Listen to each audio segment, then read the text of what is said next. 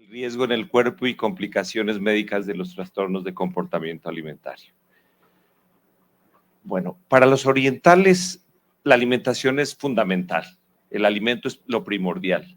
Se dice que es la medicina para todas las enfermedades del cuerpo. Todo ser nace del alimento y al nacer crece gracias a este. Todo ser se nutre del alimento y al morir vuelve a formar parte de esto. La realidad es que uno debería alimentarse bien todos los días. Por ejemplo, ustedes saben que el chunchullo, el intestino, son 200 metros cuadrados, se demora 4 días en renovarse nuevamente. O sea, 200 metros totalmente en 4 días ya está renovado. Los alvéolos se demoran 8 días. La piel se demora 15 días. O sea, esta piel que tengo ahora en 15 días es otro cambio, mi epidermis. El hígado, que antes se pensaba que no se renovaba, pues parece que hay estudios donde 2 a 10 meses se vuelve a renovar. Es decir, nosotros estamos, como dice el poeta en su poema 20, dice, los de entonces ya no somos los mismos. Por lo tanto, digamos, el mensaje es que la nutrición uno debe comer más o menos bien y alimentarse bien todos los días. Hay algunos errores que cometen los pacientes con trastornos de comportamiento alimentario porque dicen que nadie sabe más que un paciente de nutrición que un paciente. Muchos de los pacientes lo primero que les digo es, bueno, muéstrame qué app tienes para calorías y todo, y ellos saben las calorías que consumen, cuánto deben hacer, qué hacen, si brincan, si todo. Pero fallan en un concepto, que es lo que se llama el metabolismo basal. Esto es una calculadora, ustedes buscan calculadora y eso. El metabolismo basal, de acuerdo a la actividad, es más o menos, es lo mínimo de calorías que necesitamos para que mi cerebro funcione, para que mi corazón funcione, para que mi chunchullo empiece a funcionar y pueda ir al baño. Y solamente ese es el metabolismo, las calorías que yo necesito para sentarme en posición de loto y no hacer nada más. Ni siquiera está contemplado la función de absorción y de secreción intestinal. Y si hacemos este simplemente ejemplo de una niña, una mujer, una adolescente de 13 años, de 48 kilos y una estatura de 1,60, hacemos con actividad ligera, que quiere decir ir al colegio y bueno, levantarse y hacer lo mínimo, necesita aproximadamente 1,343, pero alrededor de 1,500 calorías.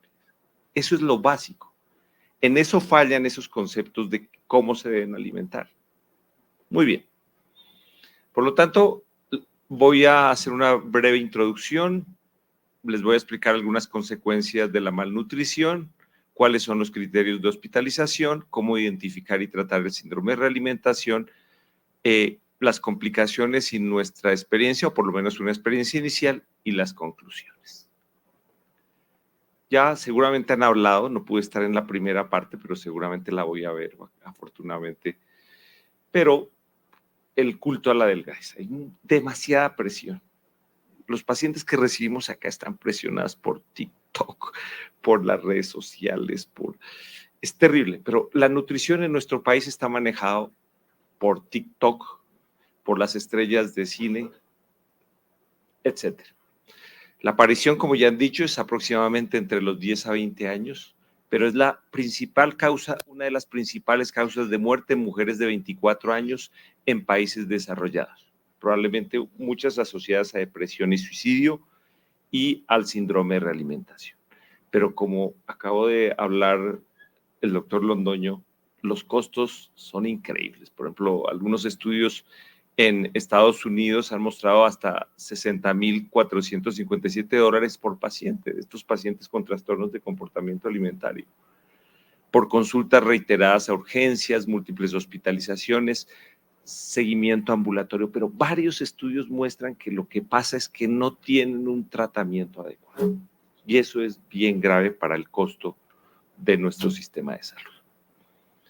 Y lo que es peor, acabamos de tener una pandemia, endemia y cuarentena, donde, por ejemplo, este estudio que se en Australia, como en plena pandemia, eso es el 2020, aquí está en rojo, se dispararon los trastornos de comportamiento alimentario. Nosotros que más o menos, digamos, en los últimos 8 años hemos tenido 83 pacientes graves con trastornos de comportamiento alimentario. Y en estos 2 años de pandemia recibimos 40, más o menos. O sea, estamos haciendo el estudio para hacer la demostración epidemiológica, cómo se dispararon los ingresos con trastornos de comportamiento alimentario, que seguramente es algo postraumático, porque eso fue un trauma encerrados toda la población. Pero lo que me preocupa especialmente es la parte psicológica y psiquiátrica, y nuestros médicos, pediatras, psiquiatras, nutricionistas tratando de cuadrar a un paciente neurológicamente y tratando de que se alimente bien, que coma, que no vomite, etcétera. Cuando uno ve todos los estudios que existen a nivel de neurotransmisores por la desnutrición, cómo hay una reducción de la materia gris, cómo hay una reducción de la materia blanca, cómo no hay función cerebral. Desnutrición significa cerebro enfermo. Yo cuando veo un niño y llega, la primera semana que llegue y lo hospitalizamos, yo casi no hablo porque se le va a olvidar todo lo que le di. Entonces, los primeros 5 a 7 días yo estoy perdiendo. Ya los 5 o 7 días el paciente, cuando está un poco, se despierta. Es como si hubiera estado en otro mundo y dice, bueno, ¿dónde estoy? ¿Por qué estoy acá? Empieza a hablar con el papá, la mamá. Es el cerebro enfermo. Y pues como seguramente han hablado, ya hay una relación también inclusive con la microbiota y las alteraciones psicológicas y psiquiátricas. Esto es un metaanálisis de neuroimágenes donde comparan 660 pacientes con anorexia nerviosa versus 740 controles, que acabo de salir, y muestran que hay una reducción de la masa cerebral en los pacientes con trastornos de comportamiento alimentario, pero lo que es peor, ese cerebro no funciona, y es lo que yo llamo el cerebro enfermo. Entonces, uno tratando de cuadrar ambulatoriamente con los medicamentos, claro, si yo le doy medicamentos y no tiene neurotransmisores, pues no le sirve de nada. Yo he visto que estos pacientes malnutridos necesitan a veces dosis altas para que funcione, obviamente teniendo en cuenta los efectos colaterales. Muy bien.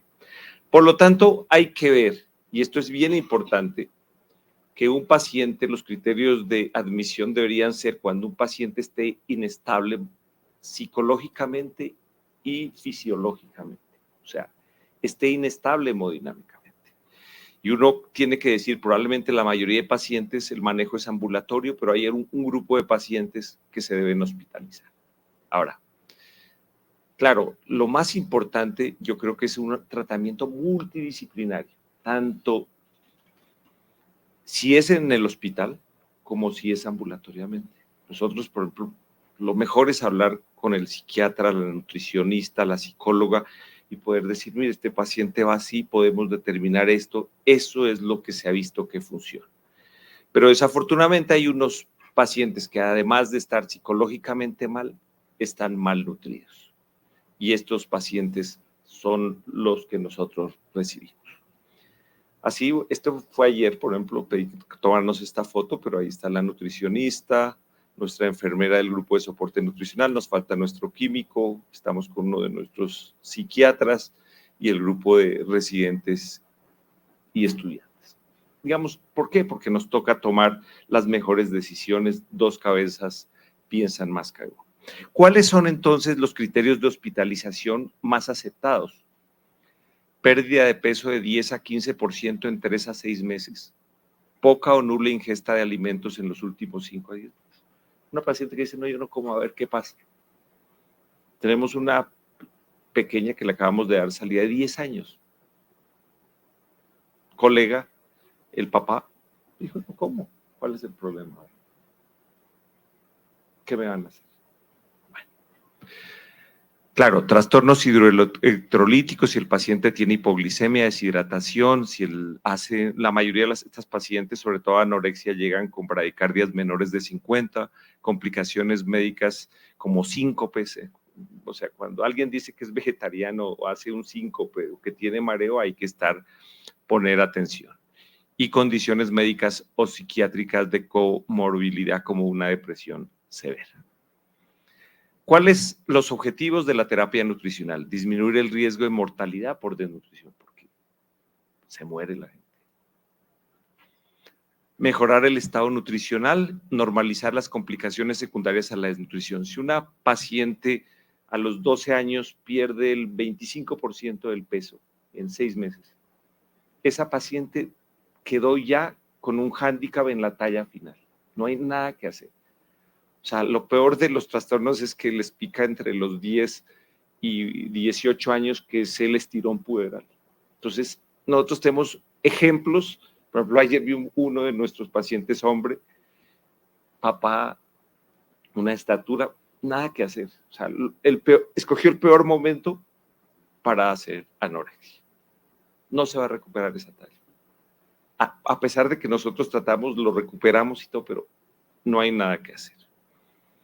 Y hay que corregir algunas cosas, baja densidad mineral. Ahora estamos recibiendo niñas prepúberas, tenemos ya de 10, 11 años, y ¿qué es peor? O sea, ¿cuál va a ser el resultado de eso? Esencialmente en NICE ellos recomiendan los pacientes de bajo riesgo de síndrome de realimentación, índices de masa corporal menor de 18.5 y pérdida de peso voluntario e involuntario mayor de 10.5 y alto riesgo con un índice de masa corporal menor de 16. Pero no, el índice de masa corporal no debe ser lo único. Por ejemplo, acabamos de tener una paciente que bajó 15 kilos en 2 o 3 meses. Claro, es brutal, tenía sobrepeso, le hicieron bullying, bajó eso y claro, cuando uno la pesa y la mide, está normal. Pero cuando uno mira pliegues y todo, pues hay una pérdida absoluta del músculo. Entonces, ¿cuál es el temor nuestro en la rehabilitación nutricional? El síndrome de realimentación, que solamente les voy a recordar algunos conceptos básicos, es un conjunto de alteraciones metabólicas y electrolíticas potencialmente mortales que ocurren como resultado de la reintroducción o aumento de calorías por dieta oral, porque muchos de estos pacientes los manejamos ambulatorio y no entendemos, están haciendo edema, está bloqueado el paciente, no responde, pilas, porque en esas subidas, bajadas, vomitadas y todo, no le va a servir nada hasta que se le haga una rehabilitación nutricional. Después de un periodo de ingesta calórica disminuida o ausente. Las recomendaciones del ASPEN, que es una de las instituciones más prestigiosas del mundo, dio algunas características para definir el síndrome de realimentación. Cuando los niveles de séricos de fósforo, potasio y o magnesio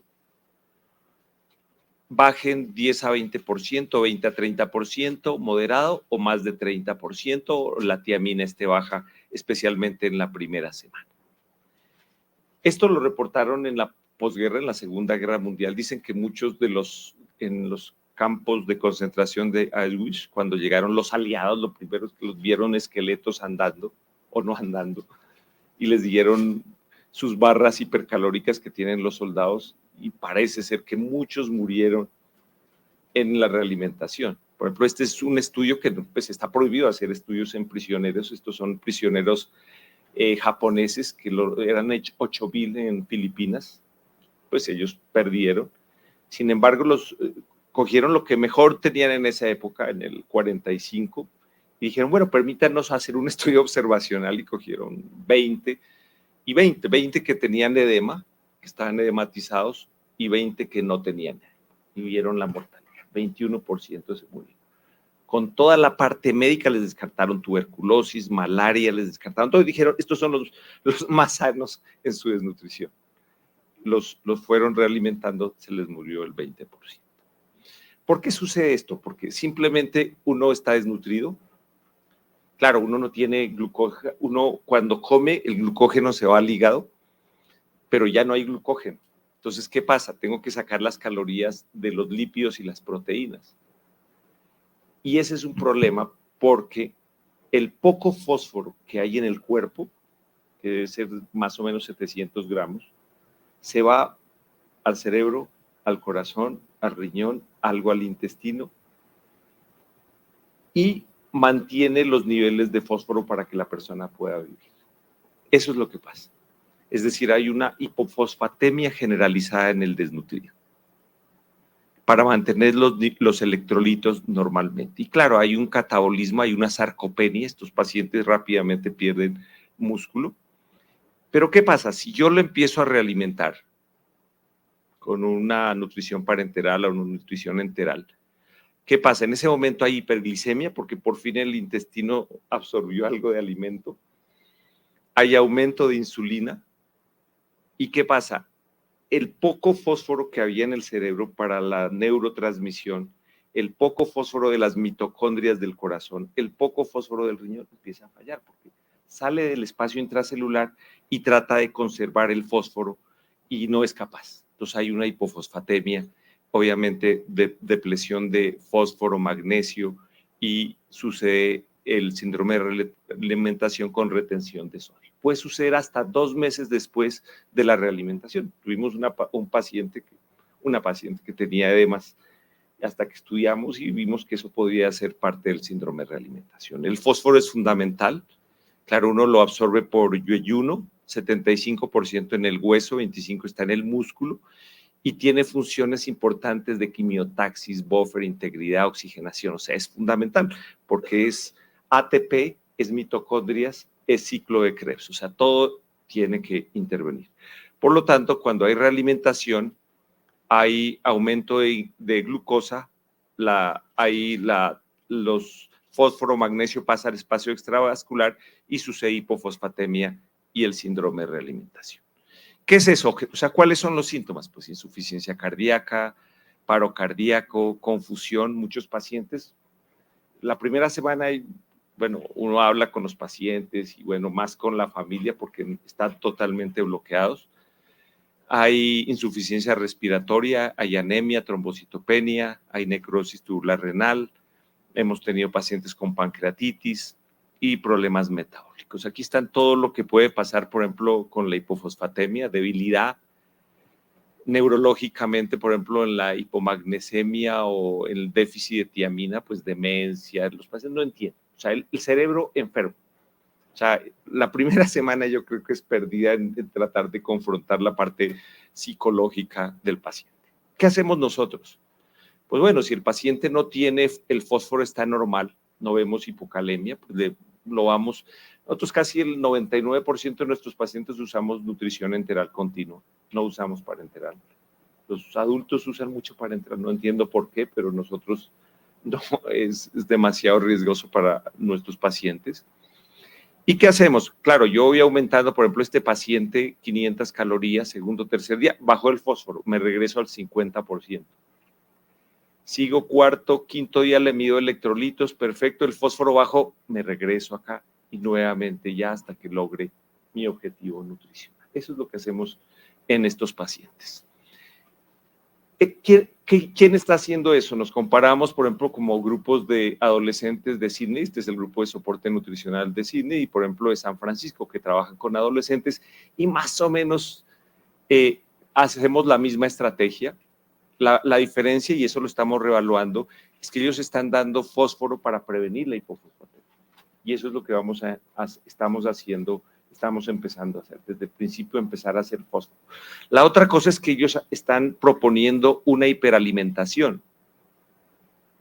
Entonces, ellos lo que proponen es que rápidamente lo suba uno a 2.400 calorías y eso es demasiado riesgoso. Nosotros vamos rápido, pero cada paciente es diferente. Pero es más o menos lo que estamos haciendo según los protocolos internacionales.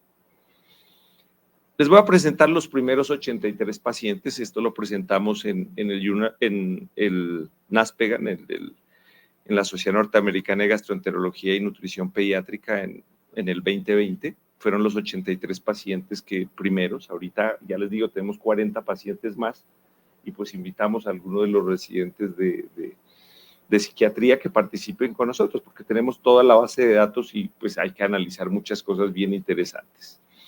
pero más o menos de esos 83, la mayoría mujeres, 76, el 91%, la mayoría anorexia nerviosa, el 80%, asociados con depresión y otros y trastornos de comportamiento en la familia, disfunción familiar en 14%,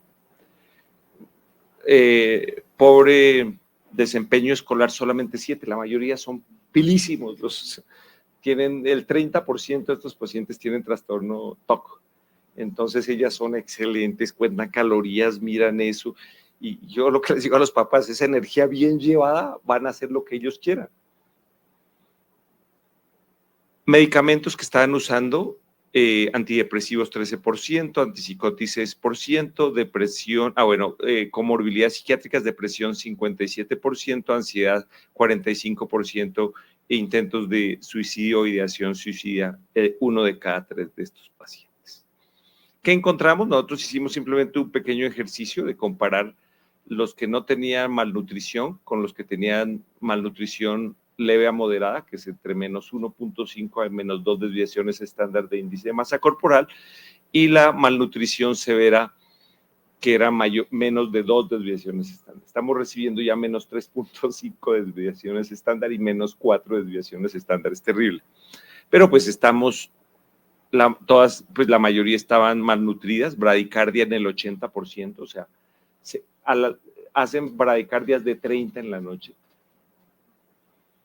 Estreñimiento 50%, palidez 70%, cambios en la piel o la nube, hipertricosis reactiva, hipotensión del 50%, hipotermia 50%, llegan deshidratadas o deshidratados 33%, enfermedad acidopéptica 26%.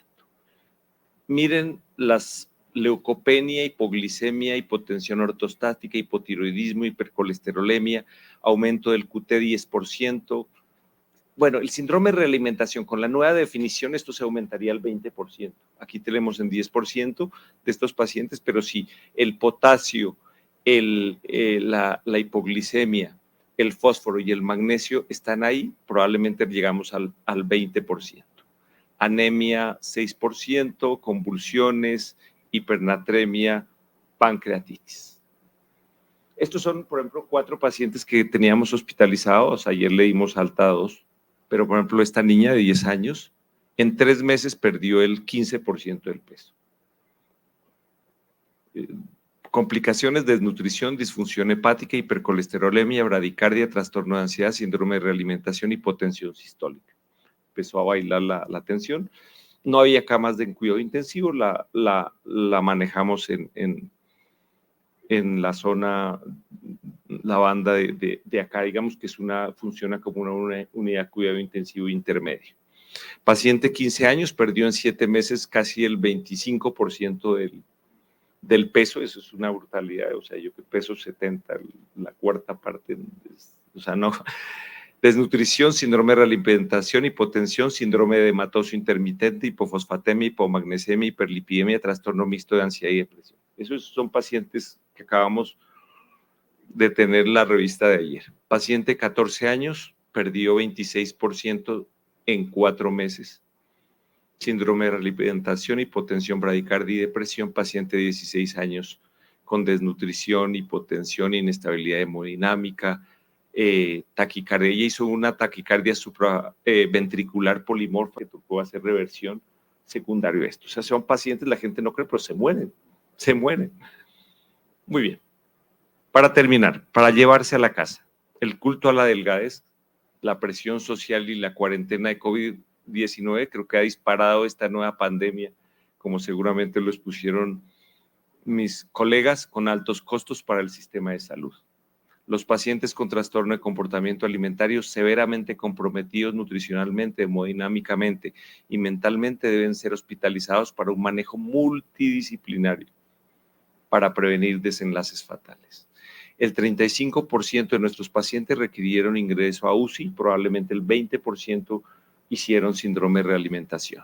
Tuvieron complicaciones como bradicardia, hipotensión, desequilibrio hidroelectrolítico y síndrome de realimentación potencialmente mortales. Y lo que hablamos, la identificación temprana, la prevención de los trastornos de comportamiento alimentario y sus complicaciones, es esencial para iniciar un manejo multidisciplinario y prevenir desenlaces fatales. Muchas gracias.